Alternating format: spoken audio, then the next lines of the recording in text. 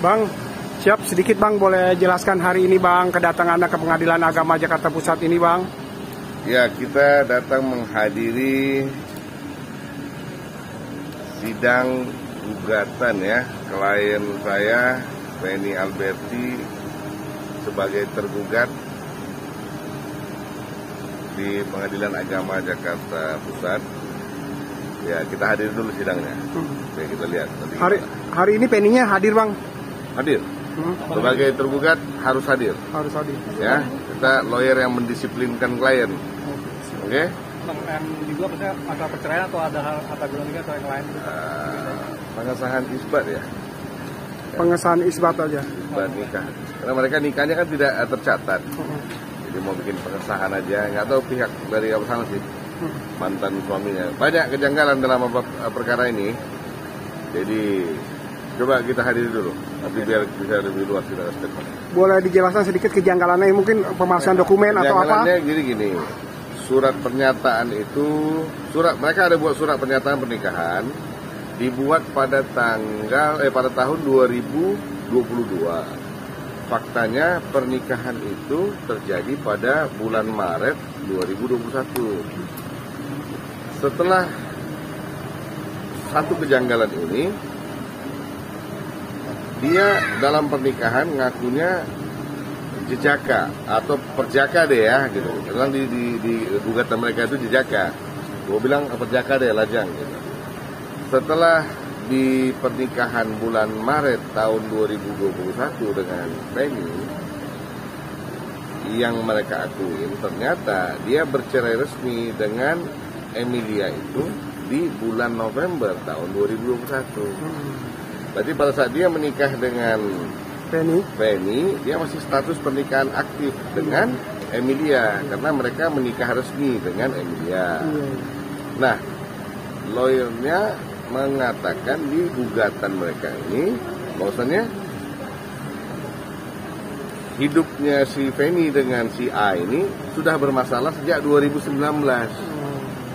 Sementara Feni kenal si A aja tahun 2021. Nah, jadi ini ada semi dunia maya atau agak kurang tidur, gue kurang paham kan gitu. Iya. Jadi konteksnya ini pada saat pernikahan pertama dia beralih ke wanita kedua masih status aktif. Nah ini juga dia sudah dengan wanita lain, baru dia ajukan gugatan di sini. Nah mudah-mudahan nasib wanita ketiga ini tidak seperti wanita-wanita sebelumnya, ya kan? Nah, kita nggak usah doakan, tapi ya semoga yang terbaik deh, kan gitu. Oke Bang. Gitu ya. Siap. Oke Bang. Oke, kita kembali setelah pesan-pesan ini. Oke. Siap.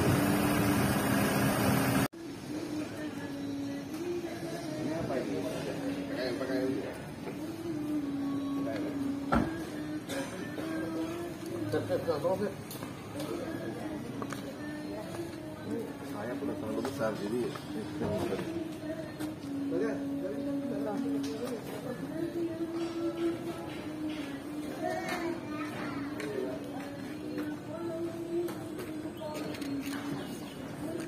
Mas.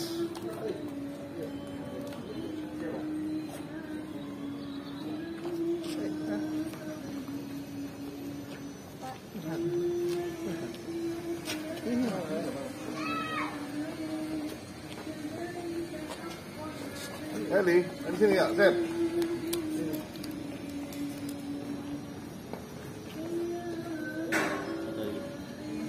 Dulu.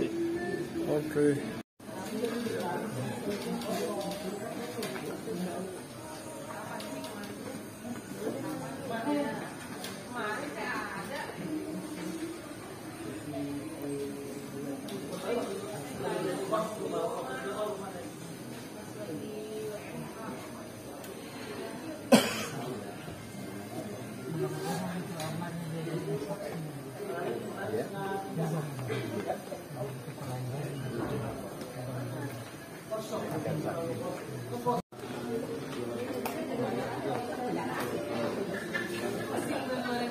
Itu hari itu.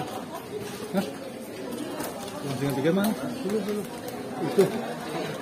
Dari situ aja ya.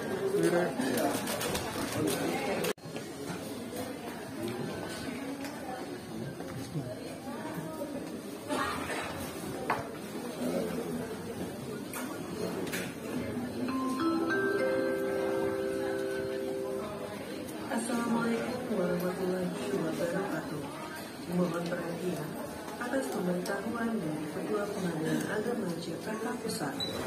Dimohon kepada pihak berperkara untuk menghindari calo dalam berperkara di Pengadilan Agama Jakarta Pusat. Pastikan Anda nomor antrian C7 dengan nomor perkara 456 PDT D 2025. Silahkan masuk ke ruang sidang. 3. Izin yang mulia. Izin yang mulia.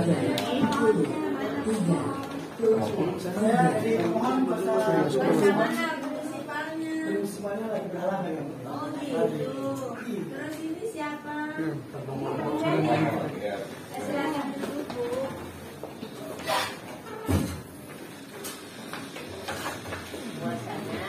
Siapa?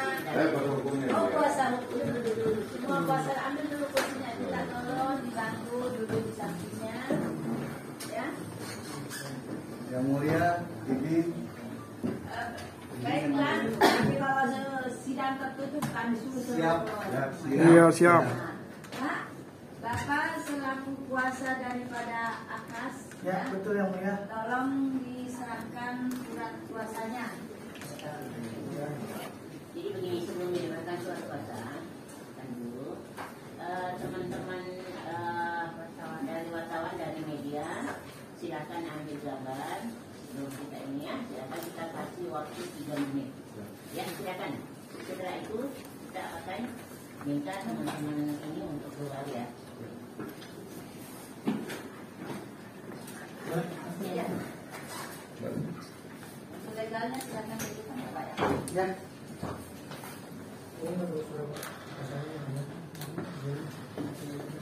Namanya siapa? Saya Yogi Surya yang mulia. Siapa? Yogi Surya. Bapak Yogi Surya.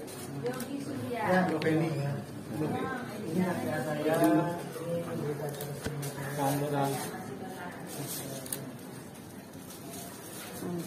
Dulu Oke, Bang. Agenda ini terkait bahasa ini di Pengadilan Agama Jakarta. ya, kita baru saja menghadiri sidang pertama. Penny hadir sebagai tergugat. Kasus perkara ya terkait pengesahan perceraian dan pengesahan cerai talak, ya, pengesahan isbat dengan cerai talak. Jadi agak bingung juga nih, karena awalnya mereka nikah tidak ada alasan ya, tidak secara hukum mereka nikah. Mereka menikah ada buat surat pernyataan. Jadi agar lebih kita jelaskan ya secara komplit. Mereka ini menikah ada buat surat pernyataan pada tahun 2021 bulan 3. Oke. Sementara status si lelaki, si A, cerai resmi dengan istrinya yang pertama, Emilia, itu November 2021. Jadi cerai resmi dari istri sebelumnya 2021, dia bikin surat pernyataan nikah dengan Penny 2021 Maret, sementara pengadilan putusin perceraian dia dengan pernikahan sebelumnya di bulan November. Berarti ini berlaku surut, kan gitu. Nah, di dalam gugatan pengacaranya yang pastinya mendapatkan info dari kliennya mengatakan bahwa Penny dengan si A itu sudah tidak harmonis sejak 2019. Ternyata padahal Penny kenal dengan si A baru tahun 2021. Ya. Jadi gue nggak tahu entah kurang tidur atau salah dengar atau gimana ya. Gitu. Jadi ya mereka lah, biar mereka yang mengkoreksi bagiannya mereka. Lalu ada juga di gugatan itu dibikin bahwasannya Penny yang menghadirkan pamannya sebagai wali nikah. Sementara Penny sendiri tidak pernah mengenal wali nikah tersebut. ada 2 orang warga negara Pakistan yang menjadi saksi nikahnya, ya. Masih warga negara Pakistan waktu itu ya. Itu teman-teman dari si A, mereka warga negara Pakistan dan mereka masih warga negara asing menjadi saksi pernikahannya. Dan itu adalah teman-teman dia sendiri. Dan Feni berdomisili di Cibubur, tapi pernikahan dibuat di Purwakarta. Oke, desa apa? Desa. Jadi ada surat pernyataan, ada surat keterangan domisili dari kepala desa setempat yang menyatakan si A dan Feni tinggal bersama di Desa Gardu, Kecamatan Kiara Pedes. Nah, ini surat domisili ini diduga 99,9% palsu. Hati-hati ya. Gua akan ke Purwakarta setelah ini. Oke? Jadi setelah ini, setelah wali, setelah saksi, ada hal-hal lain juga yang menjanggal di sini. Bahwasanya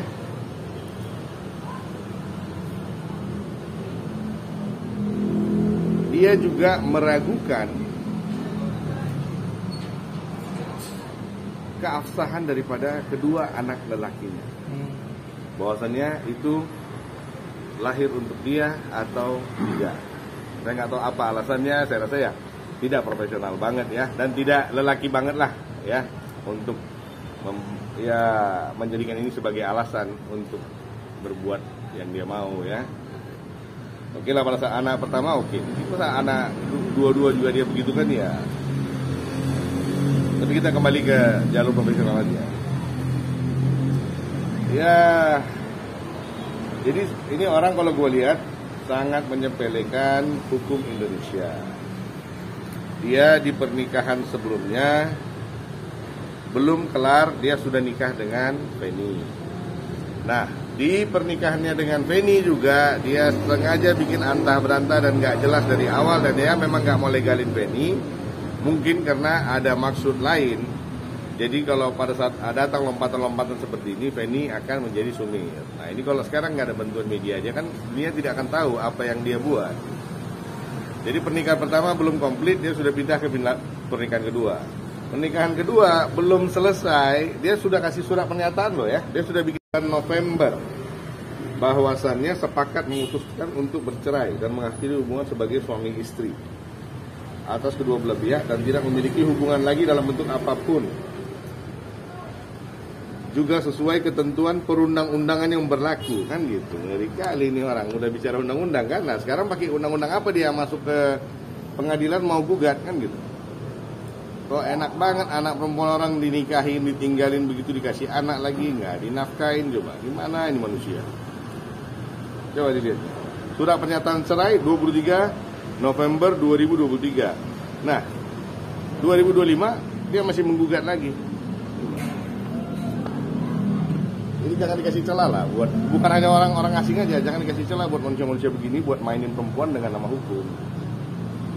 Bang, ada indikasi ke KDRT juga nggak Bang? KDRT secara fisik tidak, tapi secara psikis banget. Bang, penetapan tentang soal anak juga banyak. Artinya yang bersangkutan berarti sempat seolah-olah menolak kalau itu anak hasil dari hubungannya. Ya. Gitu. Keduanya, yang anak-anaknya itu. Berarti di sini Mbak Feni ingin menetapkan kalau itu memang hasil hubungan mereka berdua. Ya, Feni tidak ingin mengkomen itu dipublis untuk di publik ya. Jadi konteksnya, ya kalau dia mau menyatakan itu silakan. Yang jelas Feni cukup tahu. Feni tahu siapa ayah dari anak-anak itu benarnya. Karena dia sudah menyatakan itu, jangan satu saat dia datang untuk mengaku sebagai ayah anak-anak itu lagi. Itu aja. Akte kelahirannya sendiri, ayah kandungnya siapa Pak? Nah, tidak dimention, dia cuma bikin anak dari ibu. Karena dari awal sudah ketahuan kalau ini pernyataan Feni ya. Feni, saya khawatir Feni minta saya yang ngomong, dia takut nangis di depan kamera. Jadi konteksnya dari awal Feni sudah mulai ketahuan kalau dia ini suka bermain belakang dengan wanita-wanita lain. Ini keterangan Feni. Jadi sudah banyak ketangkap dan Feni mulai hilang Instagram. Jadi Jadi Feni mulai hilang respect, tapi tetap Feni masih dalam koridor sampai hari akhir. Sampai hari ini juga Feni tetap masih apa sendiri kan, nggak ada yang aneh-aneh. Jadi kalau dia mau ngeblame wanita yang buat salah untuk menutupi kesalahan dia, ya silakan aja. Bang, saya mau nanya ke Mbak Feni dulu, mungkin kenalnya di mana sih waktu itu? Kenalnya konten kita kan ketemu kalau sesama kreator itu konten, jadi ketemu di sana. Terus ada bujuk rayu apa Mbak ketika itu ngajak nikah ya kan? Ada bujuk rayu apa? Ngajak nikah gitu kan? Rayu apa? Meeting apa? Itu kan bujuk rayu apa ini? Ini keluar negeri pertama-tamanya itu. Keluar negeri jalan-jalan. Lalu nikah di? Mau apa? Mau nikahnya di Pakistan. Tapi belum sampai sekarang. Tapi sudah terlanjur, udah on the way nikah sama yang lain nih. Oke, Bang, ini saya masih bingung ya Bang. Jangan lama-lama bingung ya, Pak. Kan 2021 siring ya, namanya siring. Sekarang ada di pengadilan. Ini sudah isbat Bang sebelumnya. Untuk naik isbat. Pertama itu, yang kedua kalau mau isbat, kenapa bisa lari ke sini Bang? Ya itu, gue juga bingung sekarang gini. Kita kalau ke kantor polisi, kalau kira-kira kita bawa berita ngaco, kita ditolak laporannya. Ya, walaupun di undang-undang perdata ada yang menyatakan bahwasannya tidak ada yang boleh menolak pendaftaran, tapi kan tidak berarti orang bawa permen karet pun diterima kan. Nah, kembali lagi kita lihat aja, ini kan sudah selesai. Saya masih nggak mau banyak komen dengan majelis ya. Biar aja nanti katanya gue sangat pengacara yang tidak sopan. Jadi biarkan mereka berlanjut. Nanti tanggal 17 kan ada sidang mediasi. Nah, nanti kita lihat gimana. Sorry, ini kan ini bersama Bapak sebagai tergugat.